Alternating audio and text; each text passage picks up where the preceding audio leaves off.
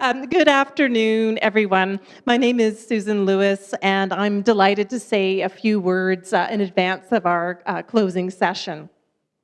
Here at the University of Victoria, it is my honor to serve as the Dean of the Faculty of Fine Arts, and this semester as Acting Associate Vice President, Academic Planning in the Office of the Provost. I want to begin our final session by acknowledging with respect the Lekwungen peoples on whose traditional territory the university stands, and the Songhees, Esquimalt, and Wasanich peoples whose historical relationships with the land continue to this day. And I look forward to continuing my work with colleagues here at UVic and with our partners like the AGGV and local Indigenous communities as we consider the role of the arts and education in responding to the calls to action of the Truth and Reconciliation Commission. What amazing few days as professional artists, practicing Buddhists, and scholars from a wide range of disciplines have come together here to better understand Buddhist influences in contemporary art in North America. And I know the collaborations and conversations that have started here over this weekend will continue to foster further inquiry, research, and artistic creation in the coming weeks and months. I want to take a moment to thank AGGV curator Hema Sivanathan and Linda Gammon, Professor Emerita in the Department of Visual Arts, for their vision and leadership in bringing this research convening together. Yeah.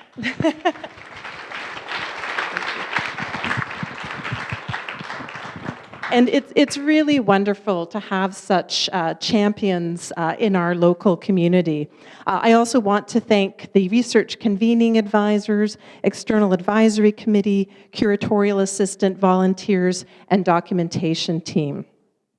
This convening is one of many examples of collaborations underway between the university and the Art Gallery of Greater Victoria, and I thank its director, John Tupper, for his desire to build a strong connection between UVic and the gallery.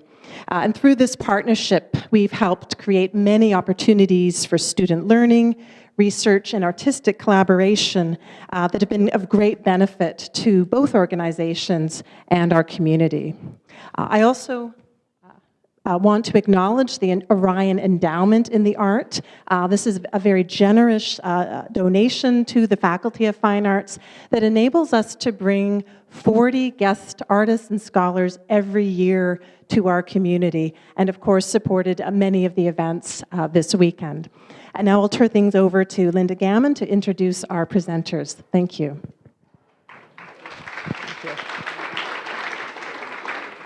Thank you, Susan, and thanks again. You're pointing. Oh, okay. And thanks again to the Orion Fund. It's an amazing that we can bring people to the university. So the lecture, or the conversation today, Beautiful Trouble, a conversation on activism, art, and Buddhism with Suzanne Lacy and Jodie Evans. I'm going to be here to introduce both of them, and I want to begin by introducing Suzanne. I just want to say that I've taught at the university for 30 years, and as many educators all over the world, I have to say you have never been far from our lips over all of that time, and I want to thank you. Suzanne is totally a pioneer in terms of the social activism, social work that she's done in terms of social practice and in terms of performance art. Being a performance artist and social practitioner in art before the term was invented, so to speak. She's been there. She's based in Los Angeles, and also a very important feminist artist and leader for us women who are struggling in the arts in the 70s and beyond. I just want to say a few things about her prolific career. It includes performance, video, photographic installation, critical writing, and public practices in communities. Her work ranges from intimate body explorations to large-scale public performances involving literally hundreds and thousands, at times, audience members. Her work has been reviewed in The Village Voice, Art Forum, LA Times, New York Times, Art in America, and numerous books and periodicals. She lectures widely, and we're so fortunate to have her here in Victoria. She's published over 70 texts of critical commentary and has exhibited at the Tanks at the Tate Modern, the Museum of Contemporary Art in Los Angeles, the Whitney Museum, the New Museum, and PS1 in New York, the Bilbao Museum in Spain, and the San Francisco Museum of Modern Art recently. Some of you may have been there for that exhibition. I know Hema was. Her scores of fellowships include the Guggenheim Foundation, the Henry Moore Foundation, and the National Endowment for the Arts. Her book, Mapping the Terrain, New Genre Public Art, now in its third printing and available in both English and Chinese languages, was responsible for coining the term and articulating the practice. Leaving Art, Performances, Politics, and Publics, the collected essays of Suzanne Lacy, was published in 2010 by Duke University Press. A monograph, Suzanne Lacy, Space Between, by Sharon Irish, was published in 2010 by the University of Minnesota Press, and Lacy was founding chair of the MFA in Public Practice at the Otis College of Art and Design. She holds a Doctor of Philosophy from Gray's School of Art at Robert Gordon University in Scotland. She currently teaches at the University of Southern California, Roski School of Art and Design. I know you wanted me to keep it short, but it's rather difficult.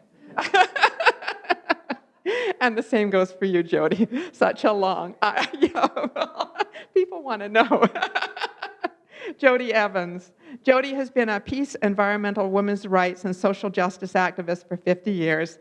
She is co-founder and director of Code Pink, a worldwide network committed to working for peace and social justice that began in 2002. In her various roles as a producer and global activist, Jodie has had the opportunity to work with His Holiness the 14th Dalai Lama and the Zen master Thich Nhat Hanh, who advocated for a notion of engaged Buddhism during the Vietnam War. Jodie is the co-editor of 2 books, Twilight of Empire, Responses to Occupation, and Stop the Next War Now, Effective Response to Violence and Terrorism, and a contributor to Beautiful Trouble, a toolbox for revolution. Jodie's commitment to social change is evidenced through several documentary films she has produced. 1999 film Stripped and Teased, Tales from Las Vegas Women. The People Speak, based on Howard Zinn's A People's History of the United States. And the Oscar-nominated documentary The Square, which captured the profound 2012 democratic uprisings in Egypt. In 2015, she executive produced the climate change documentary, This Changes Everything, and also The Brainwashing of My Dad, a film that turns the lens on the rise of the right-wing media apparatus. Jodie served on the board of directors of numerous organizations that foster environmental, charitable, education, socio-political, and healthcare causes. She is also a tireless advocate of the slow food and slow money movements, supporting local production and local consumption and encouraging economic development in the local regional economy. Please join me in welcoming both of you. Thank you so much for coming.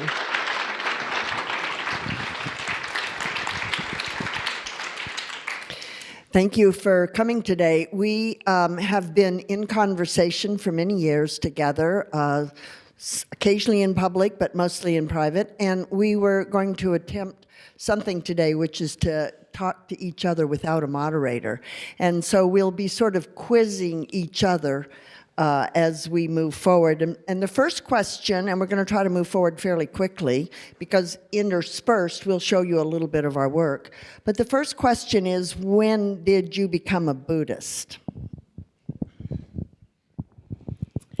So I was raised a Mormon, and I ran away from home at 12, thinking they were pretty out of their minds, and became a maid in Las Vegas, and in 1970 was making $1.87 an hour, and we were organized to march for a living wage, and we won.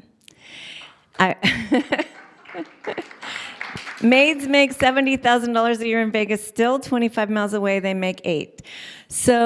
But what it did for me is put me on the path of a lifetime of activism. I was an anti-war activist and in the McGovern campaign, and there I met Jerry Brown.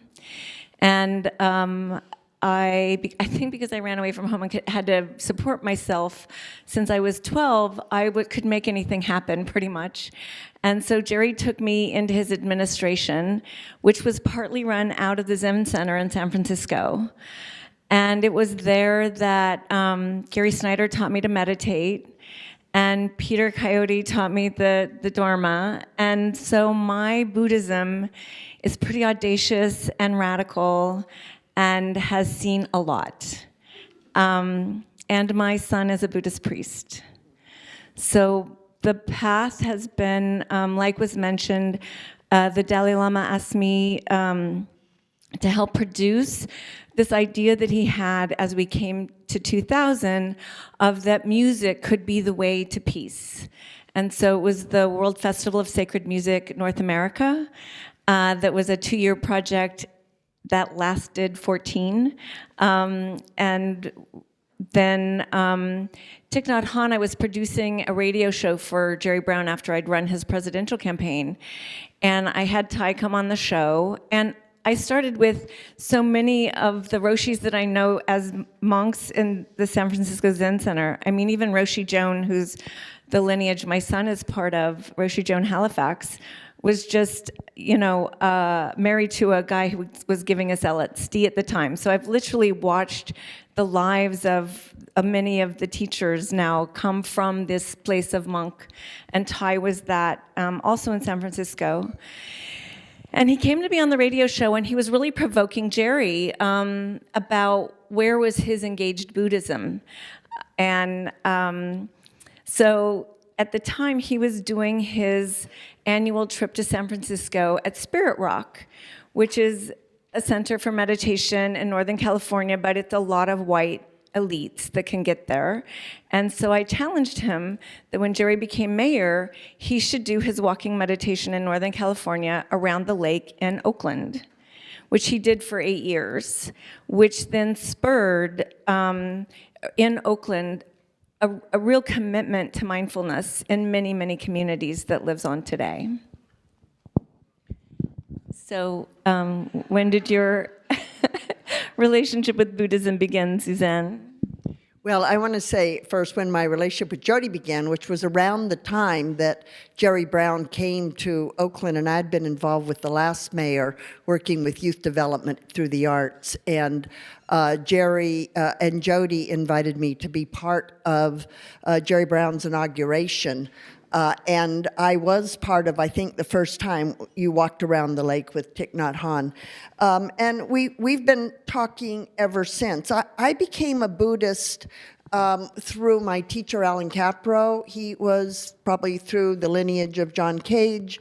But a lot of my friends, like Pauline Oliveras, Eleanor Anton, a lot of us were Buddhists at a certain point in time. And many of us studied with Joko Beck in San Diego. That's sort of how I became a Buddhist. But instead of so much when, I'd also just like to talk a little bit about why.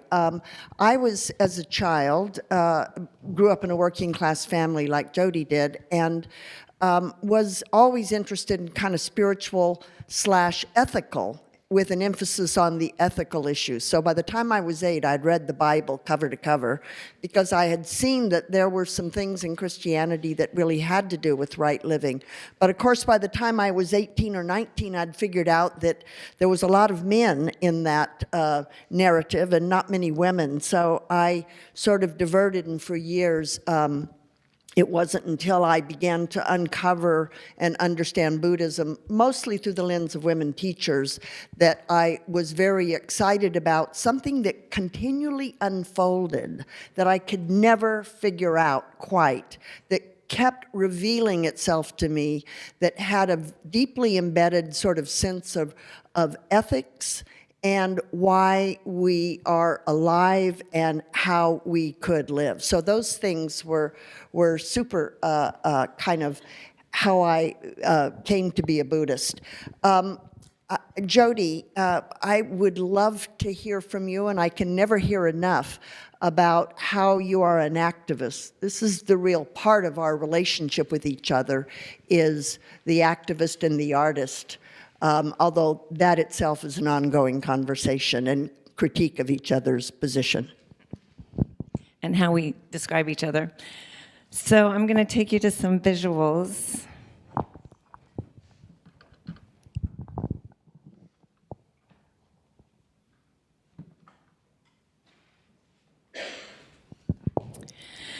So Code Pink was founded in '02 as a response to Bush's color-coded alerts frightening the American people to war. He was color-coding red, orange, and yellow, so we called Code Pink for peace. And it started as a vigil outside the White House that went on for 6 months, every day, all day. And people came from around the world and around the country to sit with us, and then went back and started vigils in their own community. So Suzanne wants me to show you what it looks like to be an activist.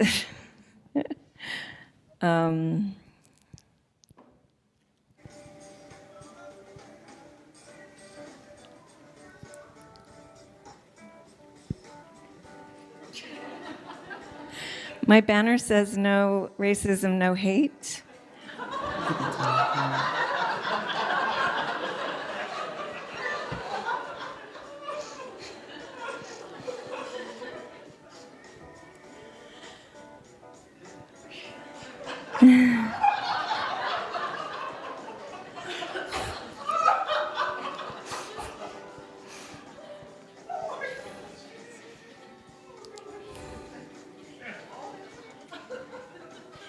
And that photo was the photo of the year in the New Yorker with my hands, my peace hands coming out of that flag.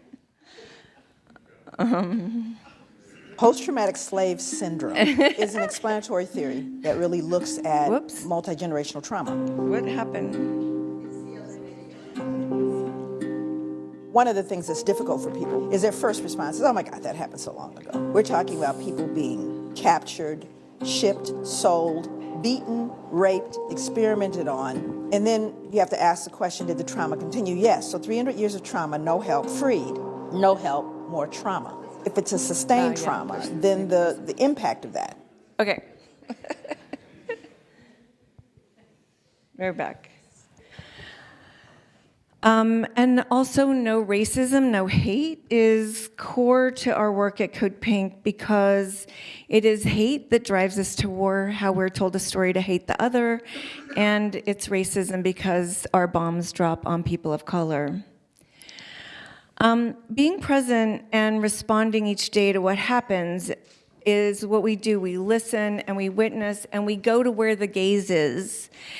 And so, from choosing the color pink to being bold and audacious, not as bold and audacious or as big as Suzanne would like. Whenever I call her for coaching, I'm always falling under her bar. But in the United States, when you lose a job, you get a pink slip. So we were giving members of Congress's pink badge of courage if they said they were going to vote no on the war, and pink slips in the form of lingerie as their pink slip that became things we would wear into the congressional office, or I threw my pink slip at Hillary Clinton. But then we kind of blew it up into 2 stories, and it was off of bridges and buildings and inside the halls of Congress. So the other thing is nonviolent activism is something that you do to expose the violence of the culture that you're living in. So showing up also in pink in the moment of whatever's happening is a way to really show what that violence looks like. And we try very hard to be disarming, to not be the other, to be against or to be in resistance, but to be in invitation and the presentation of an offering of another way. And we like humor. It's core to our work. We also like to change the story. So this is outside of Hillary Clinton's office and at rallies. We labeled the shoes of children with the name of an Iraqi child, their age, and the date they were killed, as we were trying to talk to members of Congress to tell them not to vote for war. And then one day I called Suzanne and said, we have a big rally coming, what should I do? She said, get like 100,000 shoes at the rally, which was impossible. So I built a small box, 4 by 8 feet of acrylic, and people brought their shoes and labeled them. And that box sat outside of Busboys and Poets in DC for 3 years, became the backdrop for op-eds and conversations and articles reminding people that it was real people that were being killed with their bombs. Also, culture jamming is something we do often, and here's the gals in Seattle telling their own story. And then obviously using our bodies in all the ways we can. We can't go to Congress with signs, but we can go to, we're always in a t-shirt with a message. But this is an example of messages on beaches of thousands of bodies expressing a message. And then here we are. This was a day that Condoleezza Rice was going to testify at Congress asking for more money for war and bombs. And we got together about 20 of us at the Code Pink House because there's a lot of anger at Condi Rice and Congress for what we were feeling was the loss of life, the violation of a country, and really to ground people so that they could feel that anger first and transform it to go through to love before we got in the room. And so we had painted our hands red. We were ready to sit down and just raise them in the back of the room, that we felt the power of just our presence from the space of love would be enough in the back of the room. But Condi walked past a local librarian named Desiree, and Des, having been, really deep in that moment, stood up, knowing that she couldn't touch her, and said, "You have the blood of the Iraqi people on your hands." This is something the media would not print. This is not something anyone will say, but when you do it in Congress, it becomes the story. And this story went around the world because, of course, in the United States, nobody's going to say that, but around the world, everyone knew that. And it became a story for a long time, and that picture continues to live on. You can see us in the back with the hands as it was planned, but we're in Congress pretty much every day. And again, we're showing up to tell another story. If what is happening in Congress and the voices that are speaking aren't telling all the truth or any truth, we try to raise another point of view. And I always felt that standing out front of the White House, I was somehow standing there for the people that were watching the conversation and saying, this doesn't feel right to me, so that they could recognize someone else that felt also it wasn't right for them either.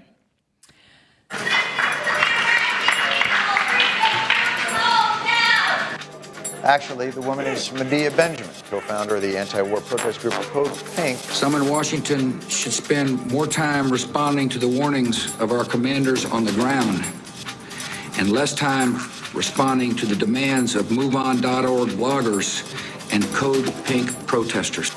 We saw every night Code Pink activists inside the convention hall and only a feet away from the speaker. Code Pink traveled to Charlotte after protesting at the Republican National Convention in Tampa. Time to get corporate money out of politics, and it's time to end the wars abroad. We need to hold the Obama administration accountable for all the wars that he is perpetuating.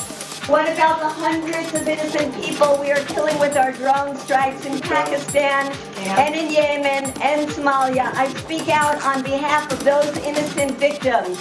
They deserve an apology from you, Mr. Brennan. Well, how many people are you willing to sacrifice? Why are you lying to the American people and not saying how many innocents have been killed?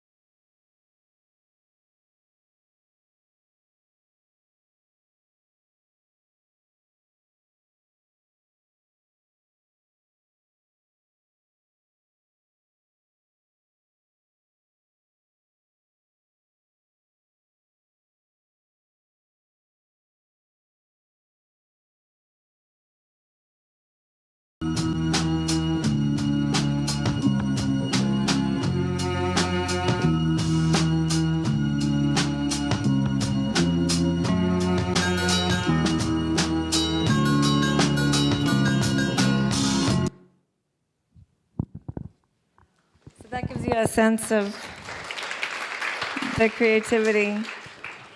So, Suzanne, how do you express your art?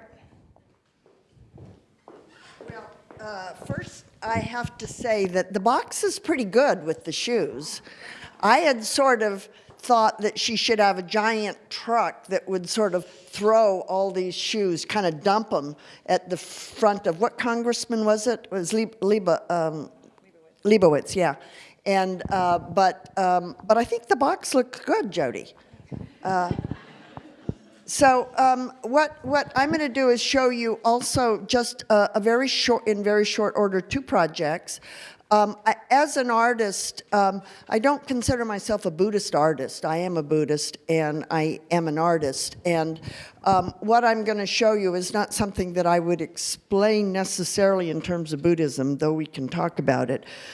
This is for Jodie, Dito Puño y Letra, by my fist in my hand, or that's an expression in South America that I'm in Ecuador. This is in Quito, Ecuador, that is a kind of double entendre about writing and about, I don't know why this is doing this, but it shouldn't.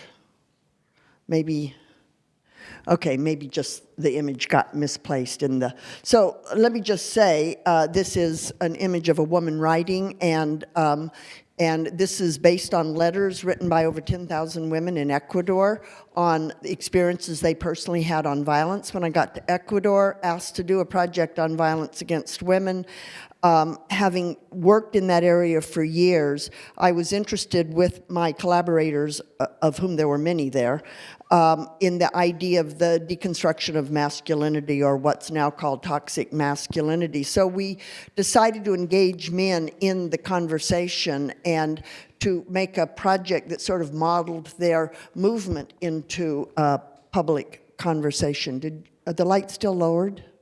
Yeah, okay. So these are workshops that we did for men with a man named Tim Kroger, who was doing work on masculinity workshops. This was, when I go into a town, I work, or an environment, I sort of do a structural analysis of government, nonprofits, schools, and so on, to sort of see where centers of interest around the topic lie. In this case, we really focused on a series of projects where men went into communities and educated other men and then became part of a performance. We chose a bull ring because we wanted to use because it's theatrically quite wonderful, and we also wanted to use sort of the notion of male valor, the courage to stand up and be part of this conversation.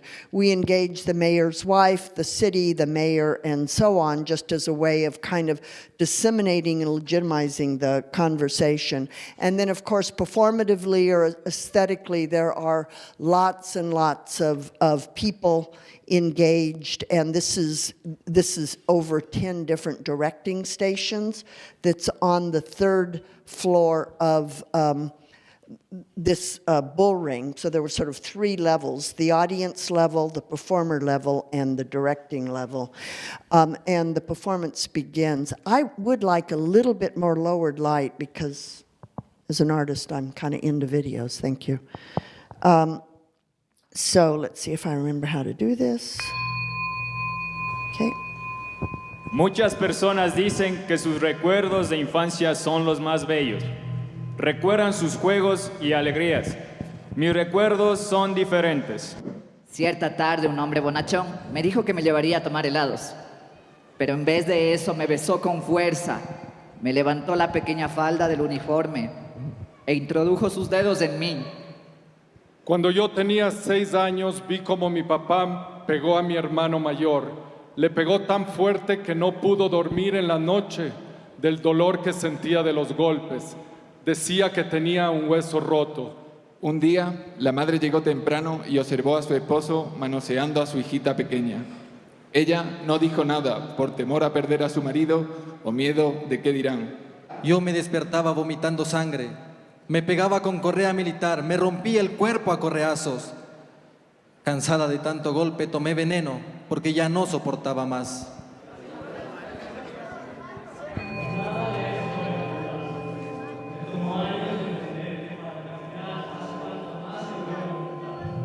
pero ¿están dispuestos ellos a trabajar, a mirarse en su propio dolor, en la historia de violencia del que ellos también fueron víctimas, y hacer algo? Los niños aún duermen. Espero que anoche no hayan oído los golpes secos que me diste para ahogar esa rabia que te inundaba. Porque tú lo dices siempre, sin ti no soy nada.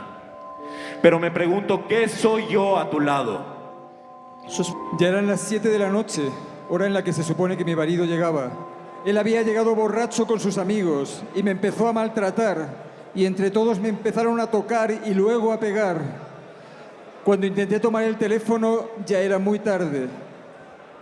Estaba siendo violada por los amigos de mi esposo. La primera bala la recibí en el estómago, pero fue la única que pudo ser sustraída de mi cuerpo. La segunda bala, en este día, cargo la vida de no queden impunes. Me casé hace 54 años. Sufría maltrato verbal y físico durante todos estos años y ahora en mi vejez tuve el valor para dejarle. No importa quién es el receptor de una carta, cuando todos somos depositarios y autores de estas palabras que al juntarse, al significarse unas con otras, se encarnan y forman el cuerpo de hombres, niñas y mujeres. ¿Quién entonces se lleva la autoría de los cuerpos que cargan con toda esta violencia? El recuerdo es en carne viva.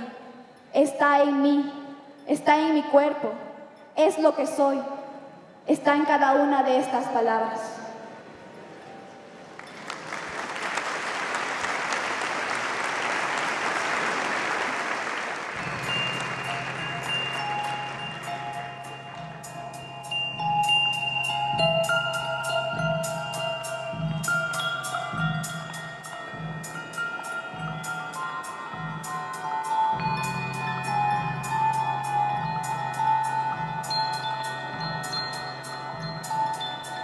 ¿Puedo leerte mi carta?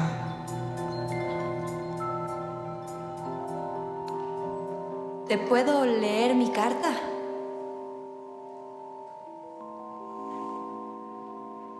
¿Me permites leerte mi carta?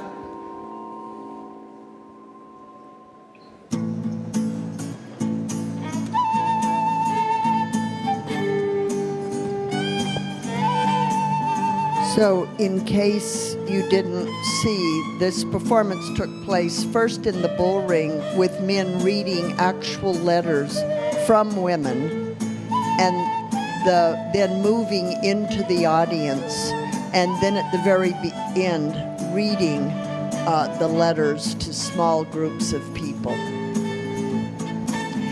There were performers in the audience, so there was a mixing of audience and performer that ended with everybody engaged in the project. So I want to just show you one other work. These are two relatively recent works since 2015. This one's in Lancashire, England, and is a little less, I think that project is sometimes hard to handle, the level of violence, and I just want to acknowledge that is a difficult project sometimes to listen to. This is in Lancashire, where in the 60s, Pakistani immigrants moved and became part of the culture of the textile mills. And those mills have now been, that industry has gone other places.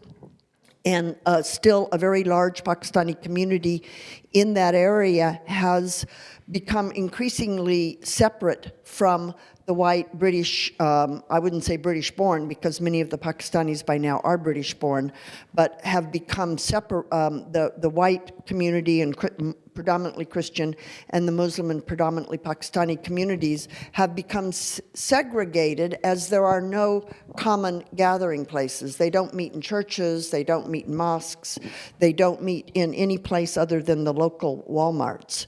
And so I did a 3-year project there with many collaborators, including Ralph Bashir here, and brought in a friend from Appalachia, Ron Penn, who is a shape note singer, and over a series of engagements, dinners, and so on, over the course of a year, we instigated cross-religion, cross-cultural conversations, and ended in, well, it hasn't exactly ended yet, but in 2017, I think, or 2016, we had a performance, and that performance was in one of the local abandoned mills that was in the process of redevelopment as a bedroom community in Manchester. And the way the forces were setting up there was to separate literally by a railroad track, the Pakistani community from the, now they had hoped would become the white professional community who would occupy this mill. So we used the mill as a site for a performance and opened it up over the course of 3 days to tours. We did interviews with over 75 former mill workers and talked about racism and the shift in economy and their hopes for the future. And then over the course of these 3 days, we also opened up the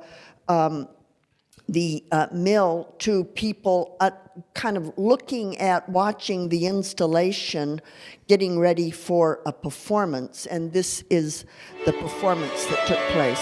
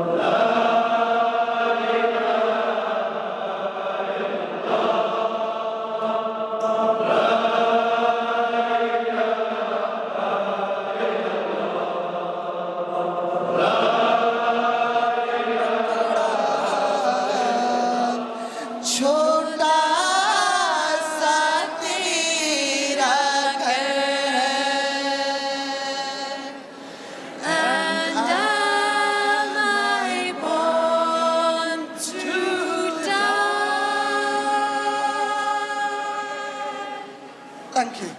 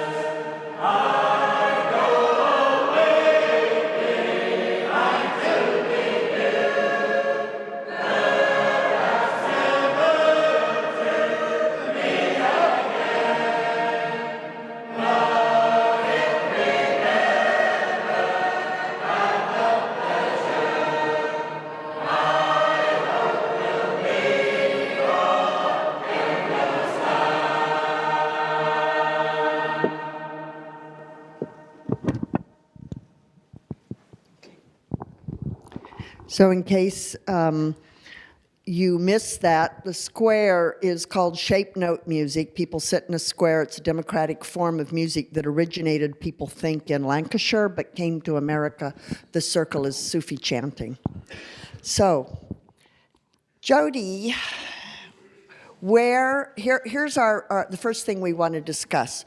Where do art and activism intersect? This is one of the major sort of subjects of our ongoing conversation, and kind of underlying that is our interest in and practice in Buddhism. So the conversation starts because, as a witness to Suzanne's work and a big fan from the 70s, for me, her work is activism. She creates a container for something hidden to emerge, for everyone to be engaged in that and have their experience of it, and to provoke in the room the conversation. But whenever I say you're an activist, she gets very mad at me. She goes, no, you're an activist. But I come from 8 generations of potters, and so I wanted to be an artist, and then realized that at 18 I couldn't afford to be an artist. I didn't have the luxury of time. I had a family to support. And so I always feel that in my art, I'm creating container for something to happen, because as a potter, container is my form. So I think I hold on to the dream of that could have happened, and then surrender to my form as an activist. And I think for me, my belief that I'm not an activist, I'm an activist artist, and I certainly care. I read much more in politics than I do, which is why I love talking with her. She always fills me in on things that I haven't figured out yet. But I think that it's really critical for artists to, particularly those of us who talk about social engagement, and I'm not talking about the contemplative making practices. I'm talking about socially engaged practices. I think it's important, at least for me, to hold myself up to the standards and criteria of activism. And I think that, to be very honest, my goals, my objectives when I'm making art are not the same as your goals when you do an action. And I also think the things I attend to are, or I will give energy and time to, are maybe off purpose. Like, I would probably end up collecting 100,000 shoes, and Jodie would just go out and, dump whatever shoes she had as a way of, I think we do share media literacy and media critique and the use of media imagery for social ends. But I also think one of the big issues for me as an artist, and I consider myself a professional artist, and we haven't talked, at least today, much about that. Well, yes, actually, you talked about it a lot, about this, all of you did on the last panel, about sort of this issue with the field. And so as a professional artist, I see a lot of people who I would take issue with, who are holding themselves up as engaged, but are really catering to the demands of the profession for being hipper than thou, better than thou. And so I think it's, when I say I'm not an activist, what I mean is really in admiration for those people who commit themselves to a life completely of activism and of the end goal of social change. And I think I'm a split person on that. So I think, in a sense, I'm an activist artist, but I am not an activist. And I'm not an artist. But I think also in my activism, there's the ways that we're the same is using witnessing, taking the moment and bringing the spotlight on it. So there are ways that is that informed by our practice of Buddhism, is that informed by your underlying activism and is my need to go to the visual, to like understand the power of the visual come from my study of art. And so the threads are there. But, you know, when you said what we expect out of our work, I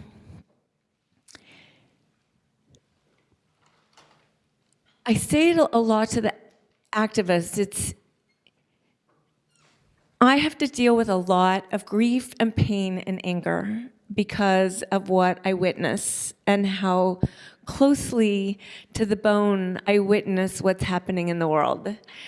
And where people enter the world of Code Pink is usually from that broken open heart place of, oh my God, what do I do? How do I end the bombing of children in Yemen or the drone attacks on innocent people in Pakistan? You know, it's endless. Right now, it's what do I do for the Kurds? And that's the starting place of where you enter into Code Pink. And that's the starting place of our work every day. What do we answer? And long ago, I had to look at it and go, I didn't start this and I'm not going to end it. But what I can do is stand up in the face of it and break down the space of fear. If everything I'm looking at is driven by fear and greed, and then how do I find a way to not be that in the face of it, not be afraid of it, not have to react to it? And how do I find my way to be in relationship with it? And that becomes the way Code Pink operates, is that when we started, it was like just a place where people who wanted to be engaged against the war could come and have the tools they needed. And that includes the tool of how do you be disarming? How do you not, in the conversation about resist, how do you not be the resist that persists, but be instead a witness without need for the end?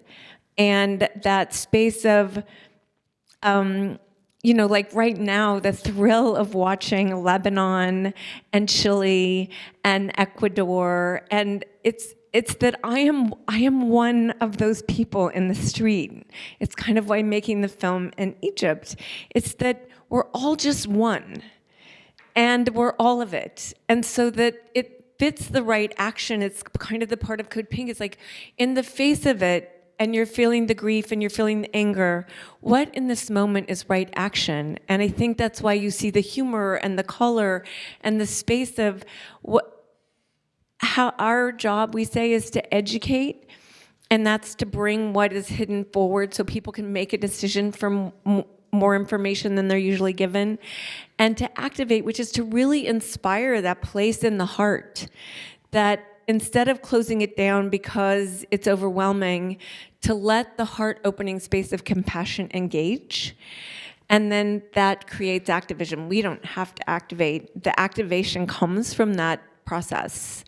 And then to get out of the way, because when you're in that space, the creativity happens, the response seems to happen. And when in the film, it's like we harvest ideas locally. It's a container of thousands, hundreds of thousands around the world and around the country where an idea can come into fruition, where there's enough, it's like, oh, can we? And then it's like, yes. I mean, there are women there's this woman in Kansas that sits outside the State House once a week and is cross-stitching the most profoundly painful images of what we're doing on the border. But the process of watching her cross-stitch, the beauty of the process, who she is, where she's sitting, is kind of like Greta sitting outside of, her State House. It's that space of witness, and then what arises from that space of witness, which is what I see you do in your work.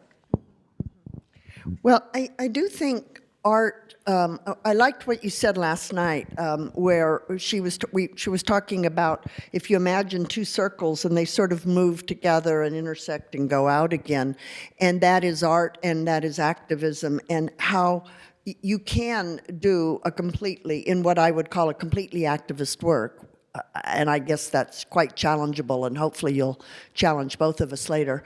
But I think that when witnessing is the one place that art and activism come together.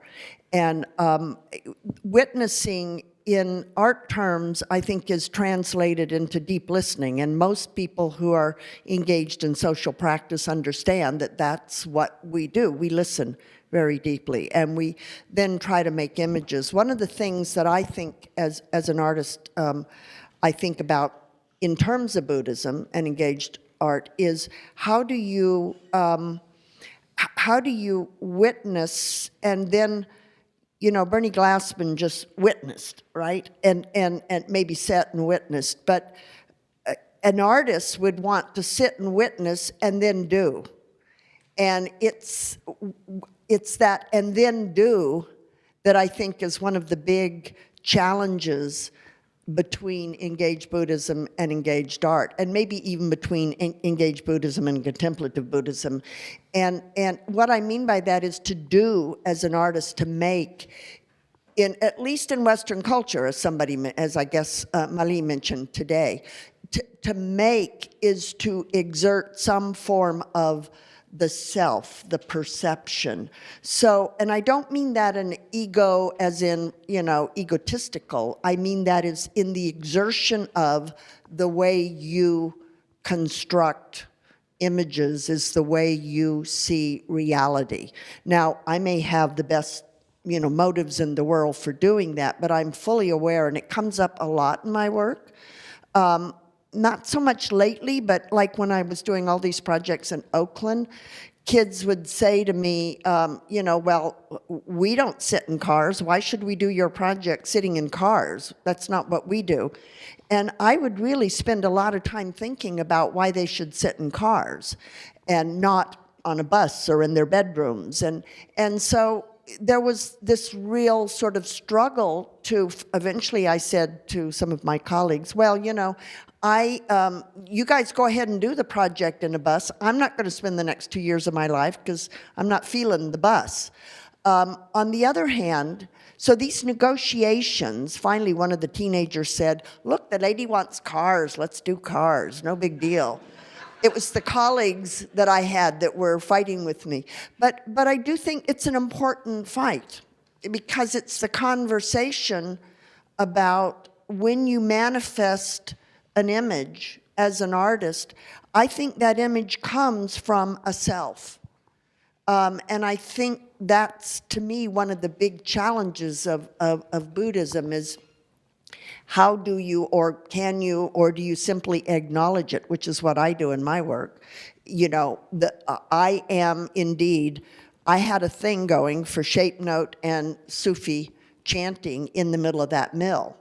And it's not like I can't be diverted, because I'm diverted a lot. Like with the Ecuador project, a lot of feminists challenge me, like, why are you now doing this with men when we've been working on this issue for 15 years? So at the end, you see that women got incorporated into the project. So you know, there's a give and take and an ongoing negotiation, and I see it as the negotiation between two forms of reality.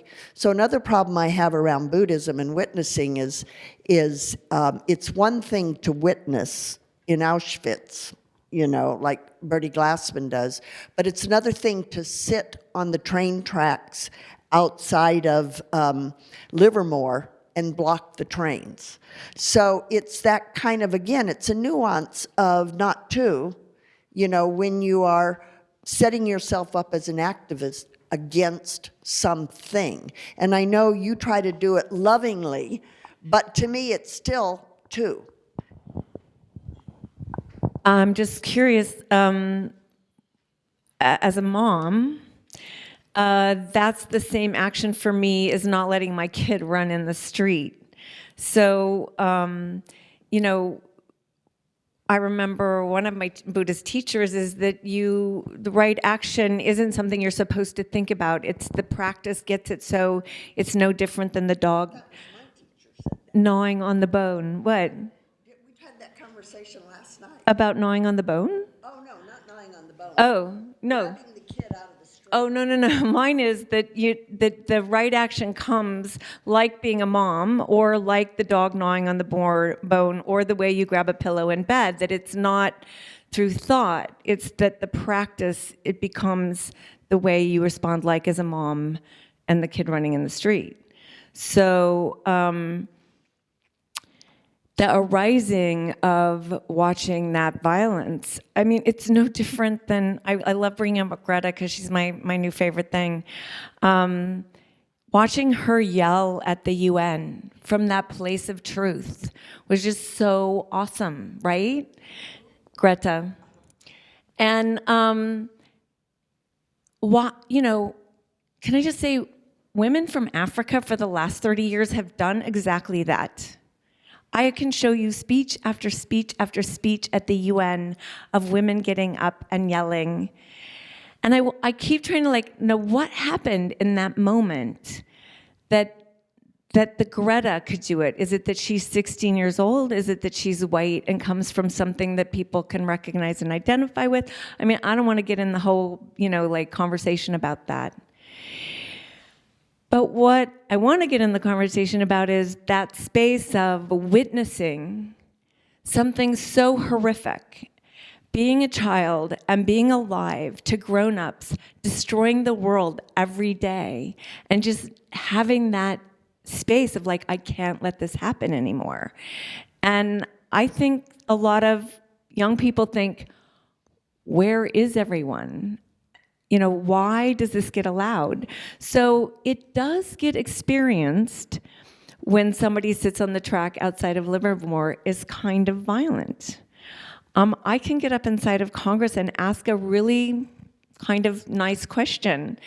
It will be experienced as violent.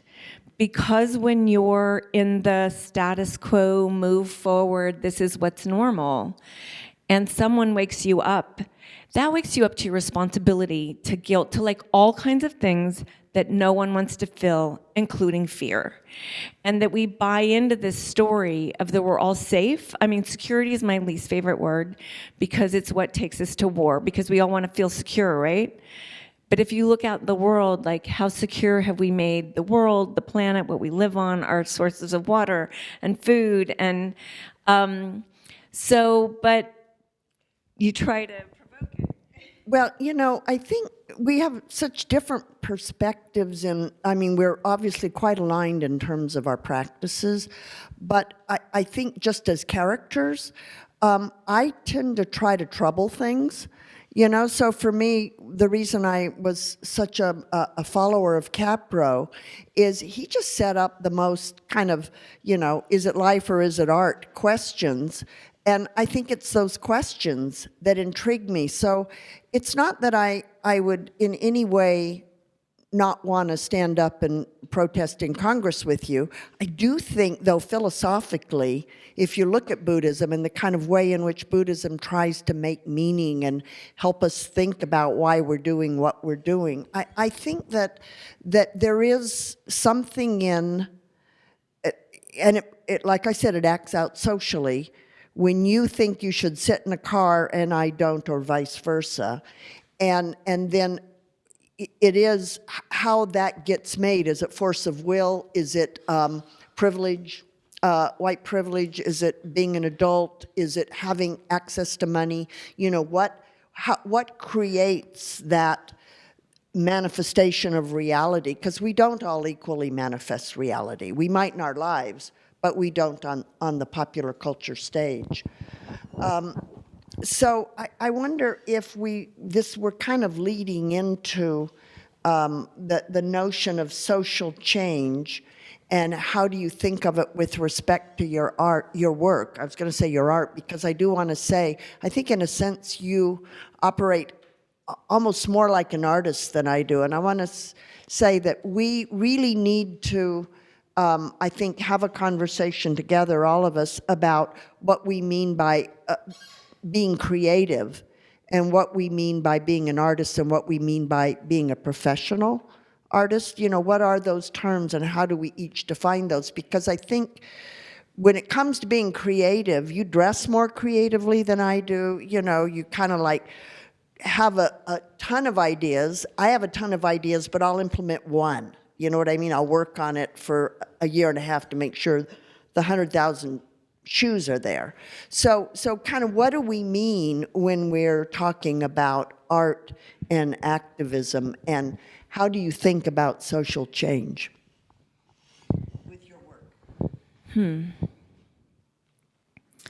I think I kind of touched on it earlier in that sense of I didn't start the Syrian war, I'm not going to be able to end it, but somehow I can be that butterfly wing moving us in a direction that starts shifting culture, because we always have this conversation about culture, and that clearly for change to happen, culture has to shift, and that's a story shift, and how does that happen? So I want to use a couple of examples. It was 2005. We had just passed the 2004 elections in the United States, and Bush won. I mean, unfrickin' believable. I no longer had any credibility in Iraq. I had promised he would be gone, and they just left. So that was just like, okay, how does that happen? What do we live? That's when I go, change. So yes, I can move a congressional vote, kind of at that level. But I had the sense that the country was tired of the war, and I made a film about wounded soldiers so that they could see what was really happening. I mean, trying to make something up every day. I like try to make something up every day. If something's not working, what's the next thing? How do you change the story? And we had been working with this mom, Cindy Sheehan, whose son had just died in Iraq in 2004, and we'd been taking her around in 2004. And she was coming for the Vets of Peace conference in Dallas, and I said, you know, Bush lives like an hour and a half away. Let's take the bus down to Dallas and knock on the door and say, what noble cause did my son die for? That's a good story. The press will love that. It's August. They're bored out there. So we get down there, she knocks on the door, and no one will talk to her. This is a mom whose son died in Iraq. A white mom from Sacramento. This is the United States. So, I say, just let's sit down. And we started blogging on Daily Costs and going on radio shows, and people started showing up. And in 4 days, there were hundreds of people there. The story had blown up. She was the peace mom. And I didn't get it until this cowboy with the hat and the boots and come walking up the hill. And I'm like, oh God, he's gonna yell at me. And he comes to me and he goes, that's so wrong. That's just so wrong. You don't send a mom's boy to war and not answer her question. And I knew that we had flipped over the story. And that's always my problem. It's like, to get over a story, even ourselves, if we think to get over the story, you kind of have to pull a trick. Because otherwise, if you have to do it through the mind, it's the arguments, the resistance, persistence thing happens. So having the story of Cindy Sheehan being denied dignity by the president who'd sent her son to war on a lie, the country went against the war in a month. So I think that's a really good example of when you do your action, and this is what I mean by activism, you have certain kind of goals in mind, and you may not even know what the goal is, right?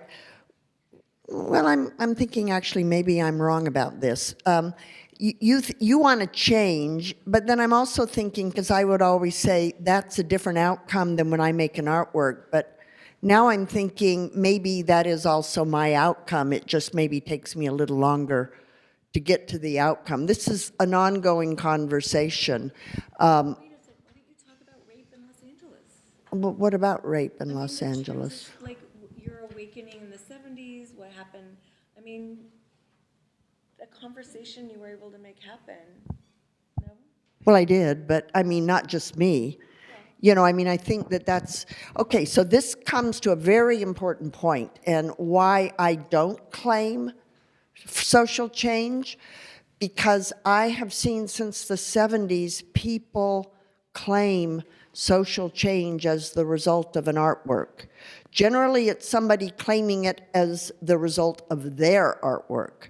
So I would never say that when you look at Patty Giggins and Peace Over Violence and Gela Barbanel and blah, blah, blah, blah, blah, I would never say that I started the dialogue or changed the dialogue on rape in Los Angeles. I would simply never even imagine that. That is the most unactivist thing I can imagine, not to acknowledge your role within a very complex cultural system.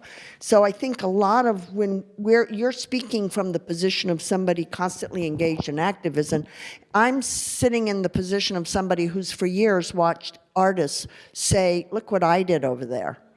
I single-handedly brought the Oakland Police Department into the conversation with young people in Oakland. And that is so erroneous and hubristic that I think that the conversation, and maybe we should sort of end with this, to me the conversation between the artist and the activist, just like a conversation I have with Pilar Riaño from Colombia, who actually teaches at UBC in Vancouver. But we've had an ongoing conversation for years that's the conversation between the artist and the anthropologist. And she introduces to me in my work a kind of level of authenticity and critique and challenge that anthropologists have already been through with respect to their listening practices. And I think the conversation between artists and activists is really critical for artists. Probably not so much for activists, but for artists it's critical because we need to hold ourselves to a much higher standard of what is needed for social change.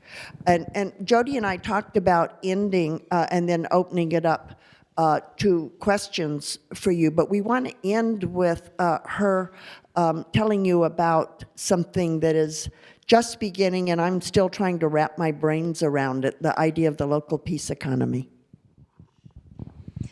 So yeah, just on the change piece, so it didn't change anything except people could feel more comfortable being against the war because Iraq is still like witnessing war. So there was a great uprising yesterday with the women in the streets. But cultural, social change, that's the long arc. That's the Martin Luther King arc. And it's one that it's almost, for me, it's that I know the arc bends and that my shoulder is up against it. And I would say my action is that shoulder against the arc that I hope everyone's shoulder is against. But I also have an enormous amount of patience, and I don't let the not happening stop me from my shoulder against the arc. And because we're a far, long way from peace or justice.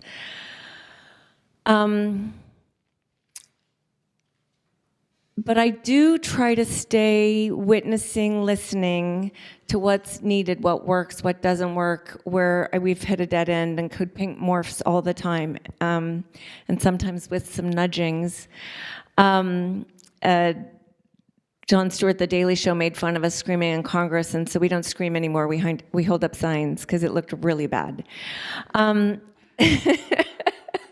It's good when they like show you how bad it looks and then you go, okay, well, no more of that. So I went to The Hague about 4 years ago and heard that $1.4 trillion of weapons is sold each year. And I sat there with that, and I'm already dealing with global climate change, global inequality, but adding the $1.4 trillion, I literally wanted to crawl in a hole, and it was so dark. And somehow, all of a sudden, I felt on my knee. I was like, oh, right, that's water. Oh, we're in a flood. That mythological flood.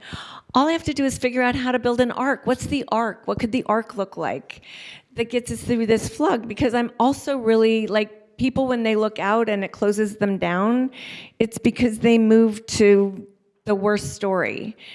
And that shut down, and I felt it. It was just like, there's nothing I can do to affect this. So part of Code Pink is our remedy for everything is engagement and activism and creation. It's that constant engagement that keeps us out of the grief and the hopelessness. So the arc for me became the witnessing of, oh, I'm not going to end war until the war economy ends. It's just serving the war economy. It's a tool for the war economy, that extractive, destructive, oppressive economy.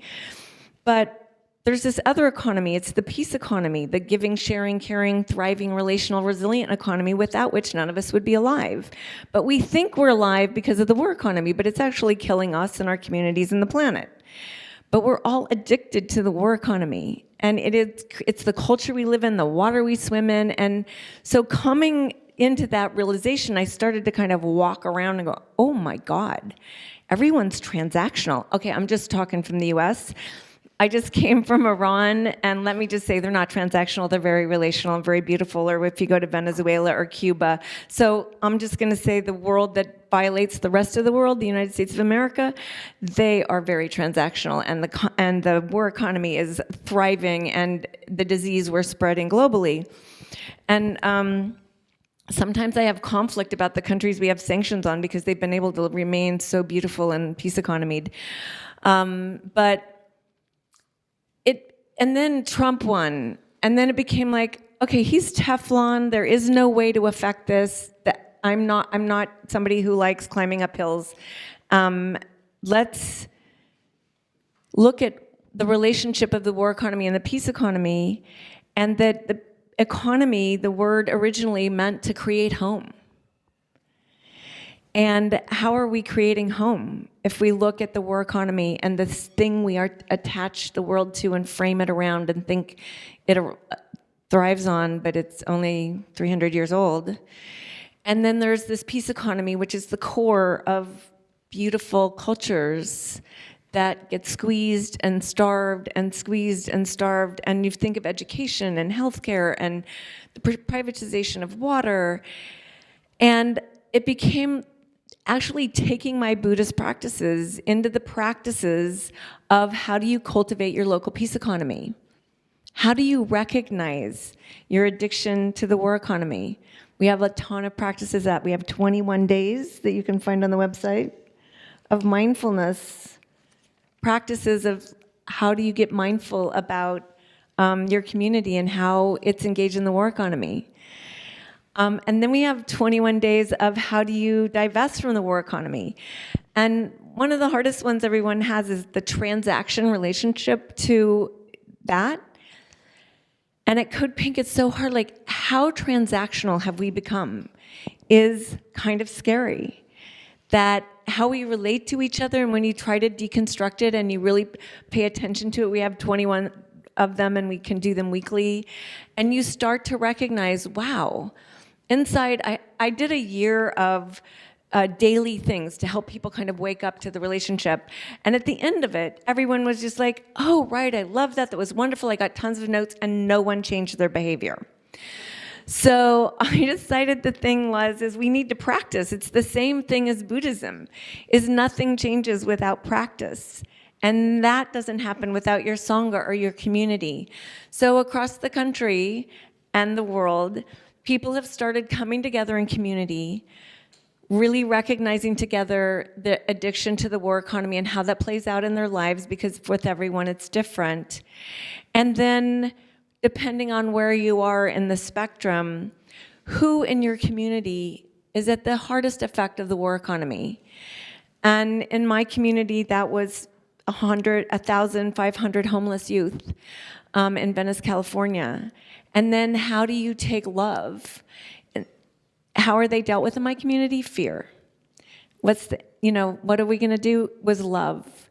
And over a 3-year period, the love of these 1,500, now 2,500, because homelessness is growing in Los Angeles, has inspired the whole city and has been a model for how to really have a relationship with homeless youth. But more than that, and the thing that I hoped it would be, was that it has brought people back into relationship with their community, with themselves, and what's happening in a way that is relational, not transactional, and not fear-based. So the LA's run on neighborhood councils in the last election, all the other neighborhoods, 6,000 people showed up to vote. In Venice, 38,000 showed up to vote. Why? Because all those people that had been engaged in somehow in the process of loving these youth stood in the face of that voting bloc that said they were going to make Venice safe and get rid of the homeless people. So it does, and I can tell you a gazillion stories, you can read them, I do 3 a week, of how this happens, and that, Asheville, North Carolina, a peace economy itself, did not foreclose on anyone's house, and no one lost their job in 2008. Why? Because you don't fire people and you don't kick people out of houses.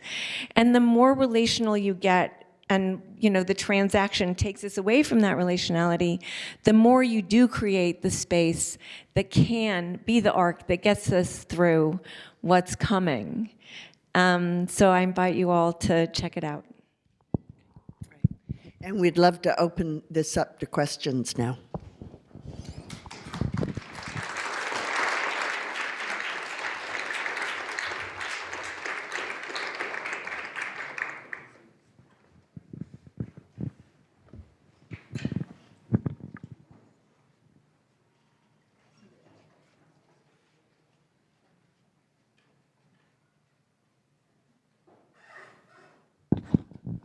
Or comments, by the way. Many of you are activists and artists and Buddhists, and we would love to hear from you about your work. I think you used the term culture jamming. Did I hear that correctly? I did. Could you elaborate on that, please? Sure, that's taking an image that culture recognizes and jamming off of it, in some way twerking it and using it for people to see it in a different way. So the one I used it on it's a image from World War II in an island on Japan, I think, where the soldiers, like, we won, it's a victory, and instead it was a peace flag of women that were activists saying, no, it's about peace. And we actually have bumper stickers. I have some if anybody wants one, where in the US you see support the troops bumper stickers, but we have support the peacemaker bumper stickers. So in some way to twerk an image and have people look at it in a different way.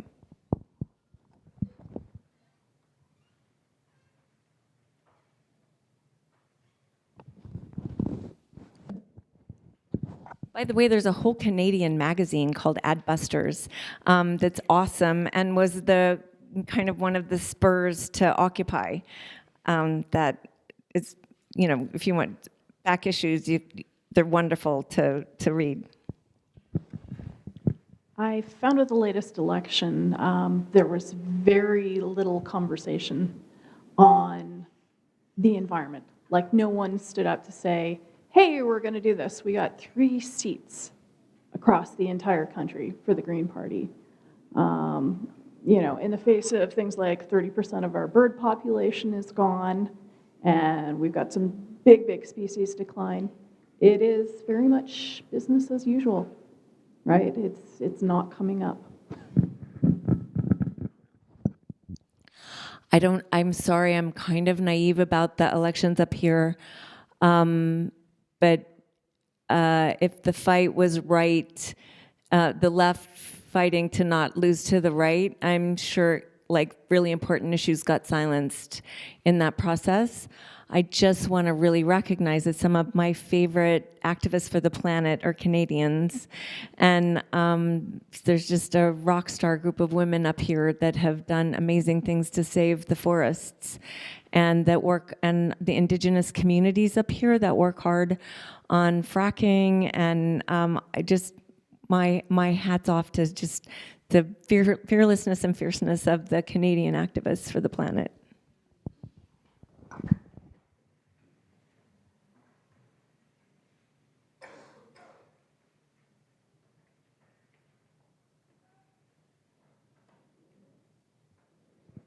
Hi. I'm just curious, with so many issues facing the world, how do you choose your subject matter? Because I personally, as someone that would like to create art as well, I just feel overwhelmed by how many issues there are. So could you speak a bit about that, please? Are you an artist?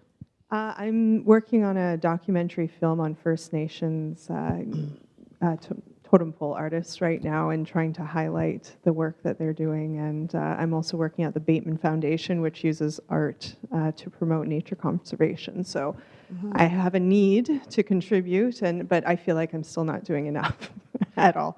Well, I actually think, that your generation has, in a sense, a harder road to hoe than mine did, because we actually thought that, with just, a couple or three artworks and a lot of, founding of women's shelters and stuff, that we would stop rape. And we pretty much learned 20 years later that probably wasn't going to happen. And I think in a sense, you inherited our sense of that it was going to take a whole lot more work than we ever thought. And I also think that the world is bigger now for you, and I think that with social media and media in general, in the 70s, artists had a real role to play in uncovering things. I think there's not so much left to uncover that isn't being uncovered by journalists and activists and so on. So I think that artists have to think very strategically about how they can contribute. Having said that, the way I advise, what I say to my students is go through the newspaper and pick out things that interest you. Just clip out things, put them on a wall, and then figure out why that draws you. And generally, this is the personal is political from feminism. Often, there is something, and it may not be the obvious thing, I was raped, therefore I'm drawn to rape, the issue of dealing with violence against women, because I personally, for example, was never raped. And yet I was really drawn to that subject and looking at it very deeply, looking at racism and why that is so important to me. And I don't get involved with environmental issues, but I get very involved with racism and classism. And so looking at where that comes from in my own sensibility and my own experience, I think is what will make the deepest work, the most meaningful work. I also think it's how they win is overwhelming.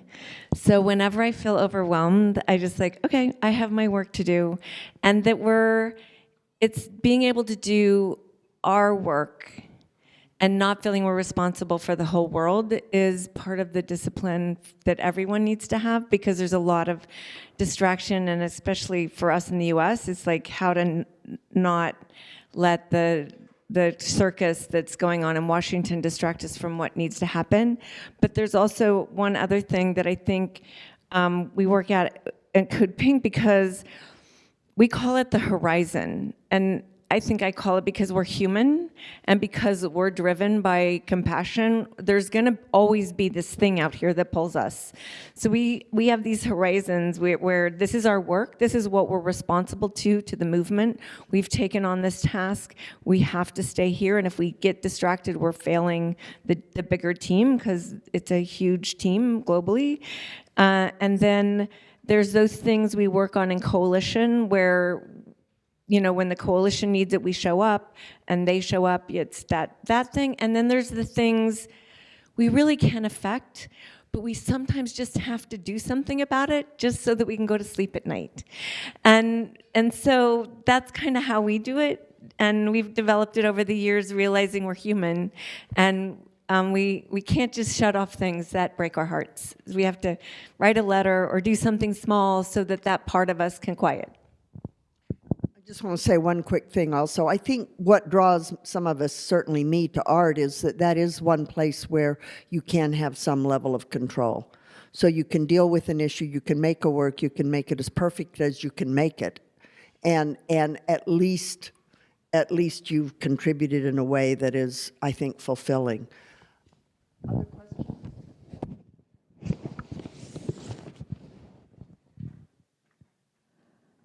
Hi, I just want to hear your thoughts on the longevity of a project,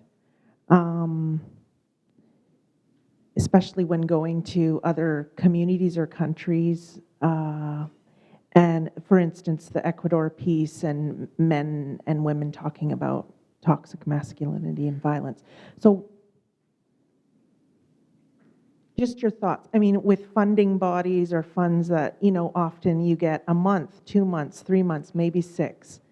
You can eventually move towards projects that are maybe a couple of years. But eventually, often we leave and we're on to the next project or the next subject matter. Meanwhile, we opened up people into a really vulnerable space. Can you talk about what is left? What do you leave behind? How do you deal with that? Yeah, because obviously I've thought about it a lot, and that was an argument that was raised in the 90s called parachuting in the art theory field, but I have to tell you that we actually brought it up. I deliberately brought it up in the 80s, and because, a lot of social practice is constantly questioning itself, and is it authentic, is it political, is it self-aggrandizing, what? So for me, the way I've developed an answer to that question is that a couple of things. In terms of community organizing, and I work a lot with organizers as well, in terms of community organizing, you don't go in, organize, and leave. You go in and work with people and empower them and develop their own resources so that and work with institutions that are empowered or become empowered, so that when you so-called leave, if you ever do, I've been working on projects for over 10 years, and just recently we had a big conversation in San Francisco with people that I worked with in 1980. So, those relationships often continue, and the work continues, whether it's in their community or in mine or in somebody else's. But I think strategically, which is part of your question, what is, I think, really critical is to work with and through people. Like when I worked in Oakland, I worked with and through teachers, counseling systems. In almost every project I do now, there are hidden counselors. In that Ecuador project, there were counselors sitting around the edge, and there were spotters. There were 40 people making sure that if anybody had an issue in the 2,500 people, 2,000 people in the audience, they were watching the audience in order to extract them, to have counseling, to connect them to services and so on. So it's, in a sense, classic community organizing. You can't go in as an artist, do an art project and leave. You need to know how to organize. Yeah, I just want to double down on that. When we go to Iraq or Gaza or, anywhere, Pakistan, we don't ever go anywhere that we're not invited, and that it's an offering that they desire to have happen, not that we do. I'm wondering if it's possible to talk a little bit more about the differences between art and activism. And Suzanne, you were quite adamant about not being an activist, but I think about this a lot in my own work. What are some of the things that art can do better or differently, and why we choose to do that in that arena rather than activism? No, I don't. I think this is a much muddier area than we sometimes make it for sake of conversation between us. Some of the work that I liked the best was Saul Alinsky's performances, a community organizer in northern part of the United States. It was quite famous in the 60s, I guess. And I love Greenpeace back in the day, harpooning the Toyota. I love those kinds of things that are actually very much like what you did or do. And I think that so I wouldn't, and when I go do work, I always figure out what we can leave, what we can do, where the points of engagement are. That's very much part of my strategy in Ecuador. We left a curriculum in the medical school so that all doctors now have to go through a training on recognizing family violence when they see it in the clinic. We, supported the mayor's office in taking certain positions, and on and on and on. And I don't talk about that a lot because it does sound like I'm an artist and look what I did. It's more, and I think you can do that as an activist. You can say, I'm an activist and look what I did, but again, I have that issue with I'm an artist, look what I did. But I think that the differences, there is a strong difference to me in the desire to execute the way it's executed. And I think that drive to make form that we have as artists in all kinds of ways, whether it's a drawing or a sculpture or an action or a performance, I will spend a lot of time and money making sure that something. I remember in Minneapolis, there's a piece I did called A Crystal Quilt, and I worked on it for about 3 years. At one point, we tried chairs. We tried renting chairs for this big quilt that Miriam Shapiro designed. And we couldn't get enough black chairs identical, so we tried different ones, and we put tape over it, and we tried to figure out how we would paint the gold arms and all of that. And I kept looking at it, and finally I said, you know what? We're going to order chairs. And my friend Bunny Himmelman, who's one of the organizers of the project, started yelling at me. She said, you mean I've been begging for bagels all week long to get women food for the performance, and you're going to spend $7,000 shipping chairs in from, Tennessee?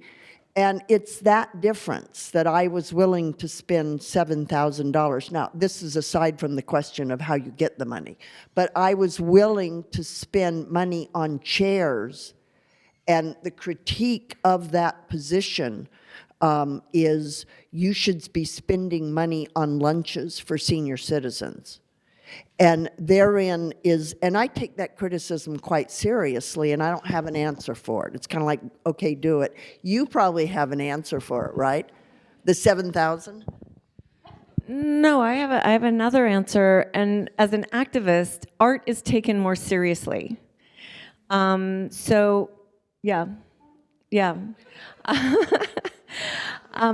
Well, I would say, there's a gravitas that you can have as an artist that you're dismissed as an activist.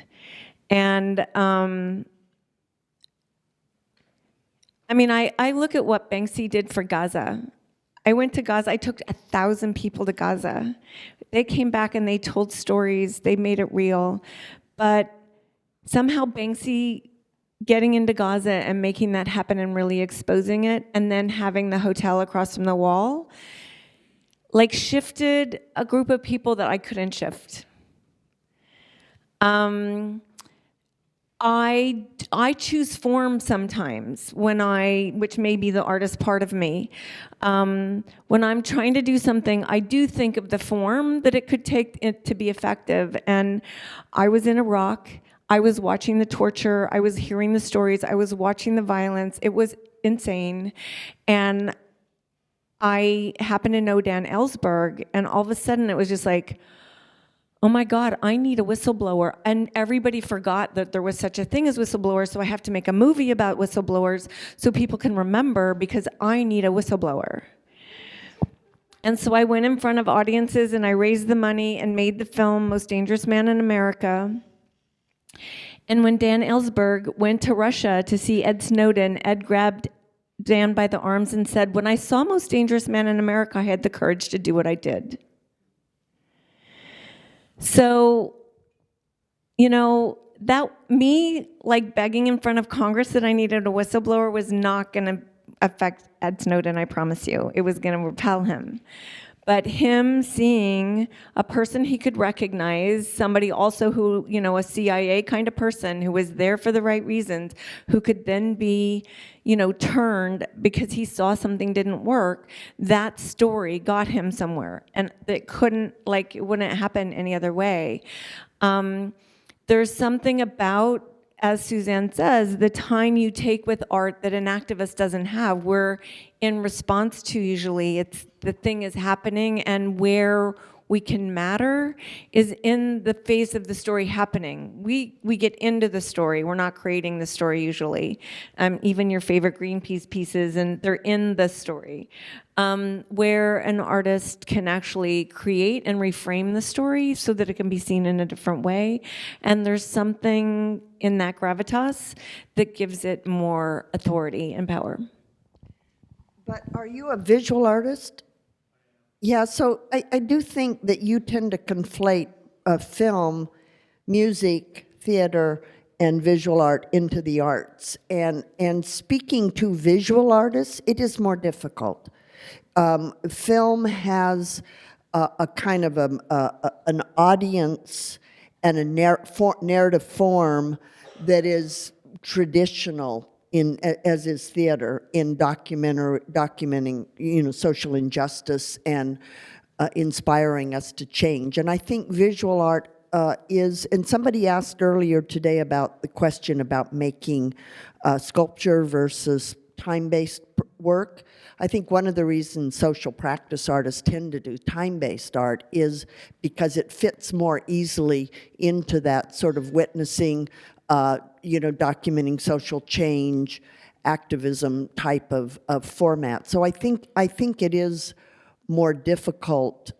We're also often held up as the villains of the art world. You know, I'm always struck by the fact that visual artists are more protested, and there's more protests going on at the Whitney than there is in front of, you know, Sylvester Stallone movies. I don't know why, but there's just more kind of, it's easier to go after a visual artist. We sort of are not known, except in very rare instances, for our political manifestations. So, are there other questions? Hello. I'm an artist, but my question isn't specifically about art. About 10 years ago, I went with a friend of mine who's an environmental activist to a workshop given by the Buddhist teacher, Suzanne Lacy. And a lot of her work works with activists who've had burnout and tries to empower them in many ways. So I was wondering, have either of you, because artists experience burnout, activists experience burnout, and then you need the fuel to go on. And I was wondering what you guys have with your Buddhist practice when you have that, and how you re-energize yourself. Great question. So I think a little bit the culture we live in creates the burnout, and there's this awesome new practice called somatics. And by the way, Joanna has been a lifesaver to many of us, and often it's that space of knowing I'm responsible to step back, because even when I go to war zones, I come back and get PTSD work, remembering that I can't do my work effectively unless I'm in a space of equanimity. But there's this great new practice, and it's really big in Black Lives Matter and a lot in the anti-war movement, and it's actually making its way into even foundations and it's a interesting physical practice of how we all aren't in our bodies. So it's a little in a Buddhist sense, and I forgot its core work came out of Aikido, I believe. But that space that we all come out of an imbalance in the relationship, and that's the place where we get exhausted or trashed or overwhelmed, or our own sense of guilt or pity or the things that Roshi Joan Halifax would say get in the way of compassion. And so it's an interesting practice that now is making its way through a lot of communities. And it is the space where you practice and witness how you respond and react. And in that practice, you start to find the place of equanimity inside yourself, and which gives you the experience of being able to be in the presence, be useful in a different way, and also less trashed. But I work a lot in communities of color, and I can't imagine being able to respond out of the space of being violated every day. And I went to Ferguson as soon as I saw a young Black boy pick up the gas canister and throw it away from the crowd. I had never seen that in all my activism, that someone would know that that's bad, pick it up and throw it away. And so I went to try to meet the person who did that, and there were quite a few. And so up close and personal, got to learn how on the backs of their own money, they were being violated. And so that is how I learned about somatics, is the women who created it came to Ferguson and worked with these youth that literally it saved their lives. But it is something I think we all need to be aware of. Just living in what I call the war economy is a PTSD itself, and how much we live out of fear. And the anguish of like, there's so much to do and what do I do? Having practices like our Buddhist practice help us find that space of equanimity to be able to take all that is being thrown at us. And my answer is quite simple. I get massages and I make art.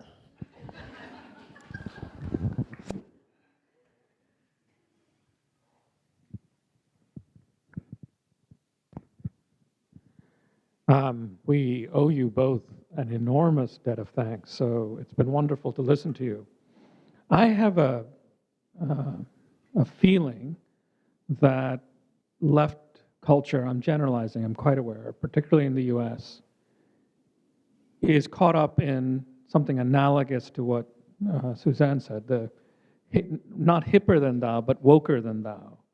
That there is a kind of perennial attempt to show your creds by having the more precise analytic frame, mastering the newest lingo for whatever might be the issue.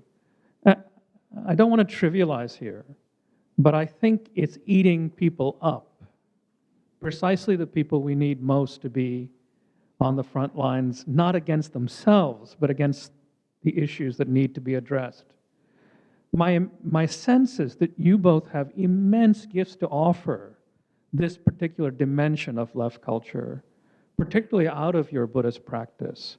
So I'd like to invite you to say just a bit more about how you navigate those waters. I suspect you felt the wrath of woker than thou upon your bodies as well. So I suspect you have much to offer. I have a feeling that imagination is key to this. I think critique is something that many of us on the left have mastered. Right? We can detect where something is off, but I'm not sure we know how to envision what's next. And I think that's also what you both are trying in some way to do, both in your activism and your art. You're trying to imagine new possibilities beyond just the space of critique. And I think in both those kinds of work, I think your Buddhism, my intuition is going to play a massive and helpful role. So I'd just like to hear you both about that. I'm a professor, I get it worse. I think that I'm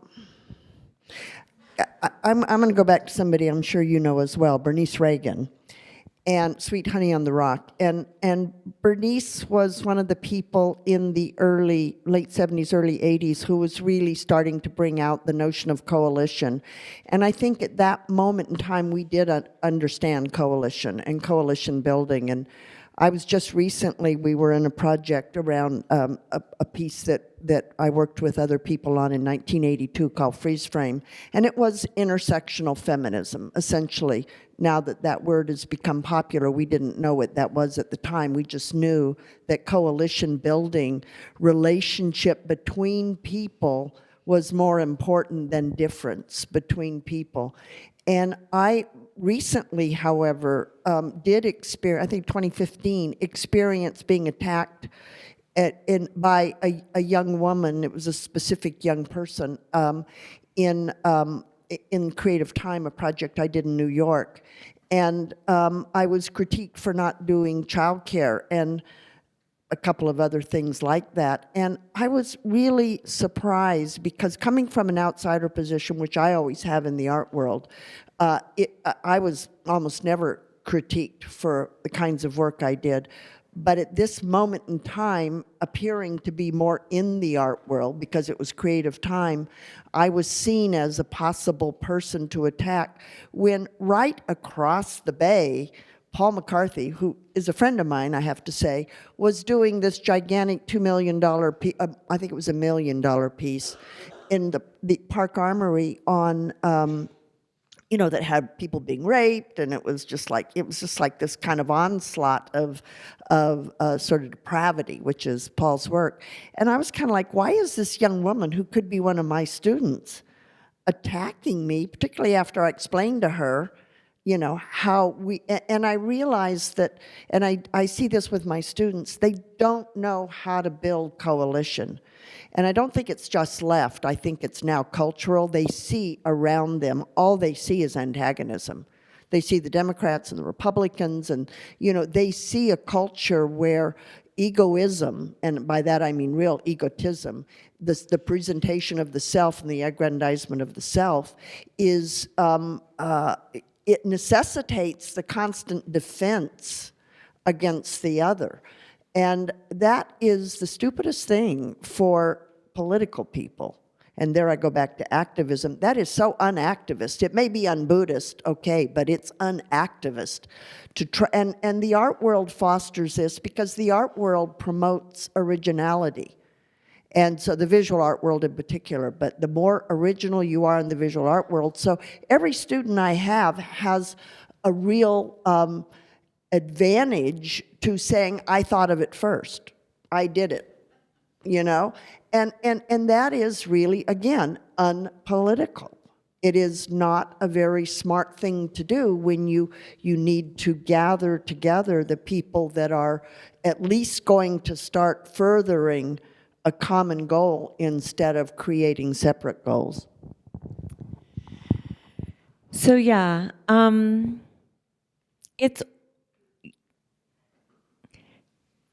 I have a lot of ways that I look at it. First of all, as someone's finding their voice, I'm going to let them find their voice. And, you know, I think I got attacked for something once, and I called my friend's daughter and I said, like, teach me. I don't know this part.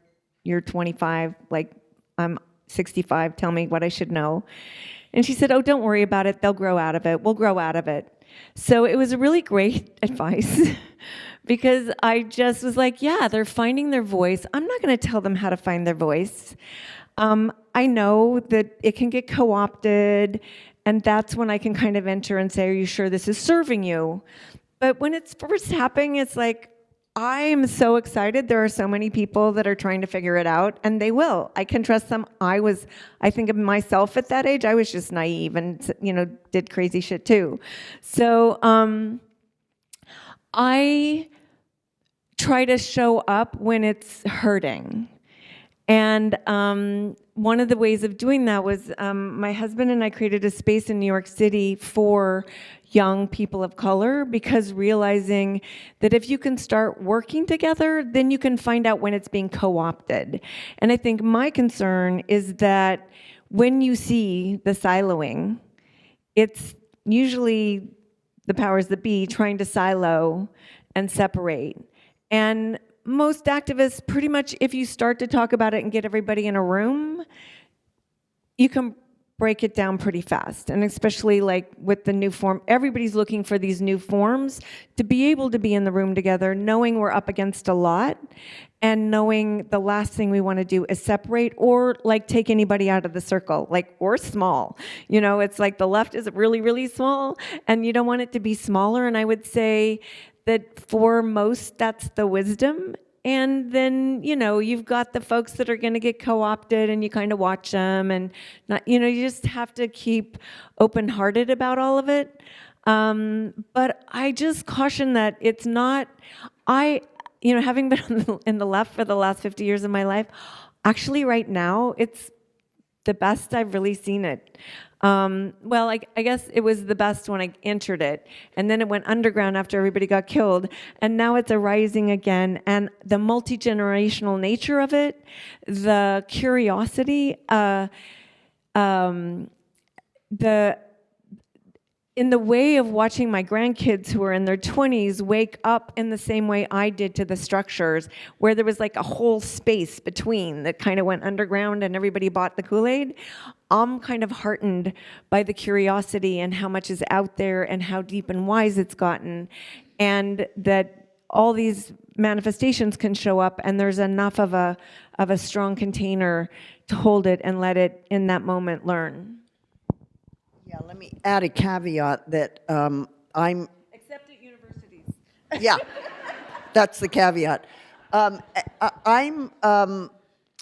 going to listen a lot differently on the subject of race from a person of color than I am to a white person. I'm biased in that way, and I think my role as a white person and a working class person in a university that has a lot of upper middle class and upper class people and a lot of white people, I think my role is to really challenge the division that exists. However, the critique from a person of color, and having worked a lot in mixed race and class and monoracial cultures, I developed a practice over the years that is a hard practice for me, but it's not to be defensive.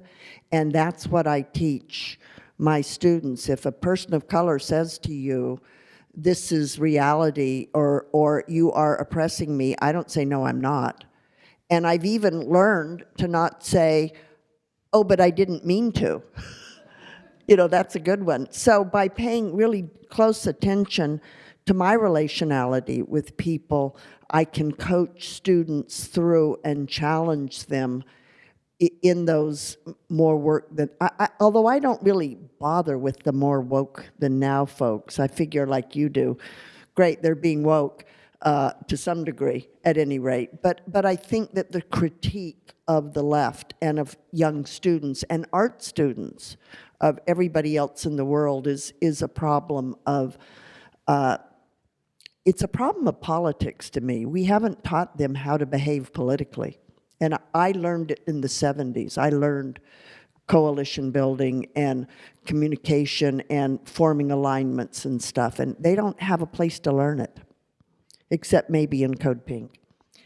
So I think it's 5:30. Should we? Yeah, we should stop now. Thank you for your attention.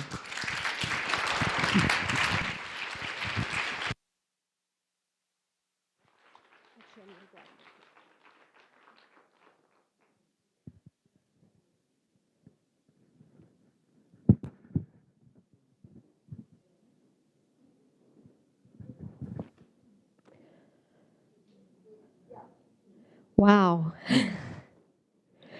So thank you so much, Jodie and Suzanne, for such an incredible, inspiring conversation. And thank you both so much for accepting our invitation to come to Victoria. I think I could actually kind of hear the gasps in the room when you were showing some of your work. So thank you. It was amazing. And what a way to conclude our weekend, this weekend, I think. Many of you have been here, Friday, Saturday, Sunday. So I would like to thank all of you for coming out this weekend, and many of you spent the whole weekend here to think through these various questions of art, Buddhism, practice, Activism. And I thank you all for your participation and contributions to the conversation. I'd like to thank all of the artists that spoke and showed their work and inspired us in so many different ways. And I'm going to be looking forward to the next phase of this project. Eventually, hopefully in the not too distant future, realizing an exhibition. I can hear my director laughing, so I hope that's a good laugh. So this research convening has been a good 1.5 2 years in the making, and there are many, many people to thank, and I'm not going to be able to name everyone, but to all of you who've been part of this process in big and small ways, I'd like to extend my sincere thanks. I'd like to thank the Faculty of Fine Arts at UVic, the Dean Susan Lewis and Acting Dean Eva Babula, for their keen support of this project and for coming on board as a partner. I'd like to thank, of course, Suzanne Lacy and Kay Larson for accepting the invitation to Victoria under the Orion Visiting Artist Program. And I'd like to thank the team at the Dean's Office who helped us work through the various administrative aspects of this partnership. I'd like to thank Paul Wald, the chair of the Visual Arts Department, for letting us take over his building. Christopher Butterfield, who I think is here actually, the director of music, for working with us in such a fantastic way for the Lecture on Nothing performance on Friday. I'd also like to thank Paul Bramadat at the Center for the Study of Religion and Society, and I know he's there. And Paul has been such an enthusiastic early supporter of all of this, so I'm very grateful. And also to Henry Locke and Soshin McMurtry at the Interfaith Chapel. We've really been able to kind of take over the campus, so it's been great. I'd like to thank all of my colleagues at the Art Gallery of Greater Victoria. It's not possible to take on a project like this without the full support of your home institution. So I'd like to thank John Tupper, our director, and our head of department, Michelle Jakes. So this project is very unusual in terms of the protracted timeline and the way that I've kind of constructed this whole thing. So I'm very appreciative. Last but not least, I'd like to acknowledge and thank, you know, an event like this won't happen without the dedication of a number of people, but there are 2 people in particular who I really want to thank. Marina DeMeo, who has worked very closely with me over the past year and proven herself to be an incredible event planner and administrator, and she's done an incredible job. And I'm so pleased that we were able to have her. She's been working with me with the support of the British Columbia Arts Council Early Career Development Grant. So I'd like to, I don't know if Marina's even in the room right now, but thank you so much.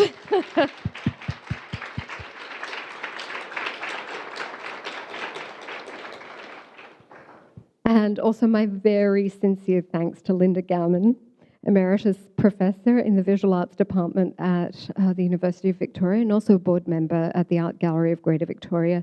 She's been such a wonderful mentor and supporter, and in so many ways, she's done so many things for this project, and I'm incredibly grateful. Her enthusiasm, her patience, her encouragement, everything. So thank you all so much. It's been an incredible weekend, and I hope that I'm sure that you will all have so much to take away with you and think about and practice. I want to extend an invitation to all of you. We are going to go for some drinks and to enjoy Linda's exhibition at the Victoria Arts Council, which closes this evening. And so I am going to extend an invitation to all of you to come along with us to the Victoria Arts Council on Store Street in the Value Village building, for those of you who don't know, to hang out, have a drink, continue these conversations and see you all there.